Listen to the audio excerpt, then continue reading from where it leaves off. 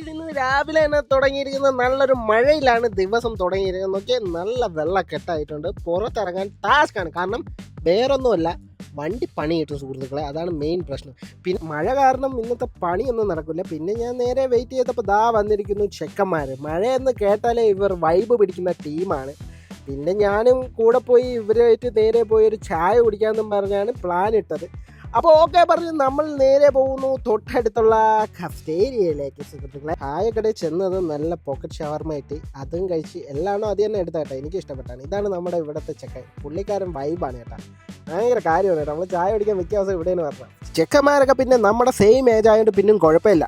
Full നമ്മൾ കുറേ കഥകളൊക്കെ പറഞ്ഞ് നാട്ടു വർത്താനമൊക്കെ പറഞ്ഞ് നാട്ടിൽ കുറച്ച് പരിപാടികളൊക്കെ നടക്കുന്നുണ്ട്, അതിനെപ്പറ്റിയൊക്കെ ചർച്ചയൊക്കെ ചെയ്ത് ഇങ്ങനെ ചിരിച്ച് കളിച്ച് നമ്മളിങ്ങനെ വർത്തമാനമൊക്കെ പറഞ്ഞ് നിൽക്കുമ്പോഴേക്ക് മഴ ഏകദേശം തോന്നിയിട്ടുണ്ടായിരുന്നു. പിന്നെ ഞാൻ ഈവനിങ് ആയപ്പം ഞാനും കാസിംകായും കൂടി നമ്മുടെ കമ്പനിയിലുള്ള ചന്ദ്രശേഖരനെ ഒന്ന് എയർപോർട്ടിൽ കൊണ്ടുപോയിട്ടുണ്ടായിരുന്നു. പുള്ളിക്കാരന് പോകാൻ ഒരു വഴിയില്ല, വണ്ടിയൊന്നുമില്ല, ആകെ വിഷമിച്ച് സങ്കടത്തിലായിരുന്നു. പിന്നെ നമ്മളൊന്നും നോക്കിയില്ല, ഞാനും കാസിമിക്കായി കൂടി നേരെ വണ്ടി എടുത്ത് ഇൻ്റർനാഷണൽ എയർപോർട്ട് ദുബായ്. ചെക്കനൊക്കെ ഉണ്ടാക്കി ചെക്കൻ ഫുള്ള് സന്തോഷമായിരുന്നു.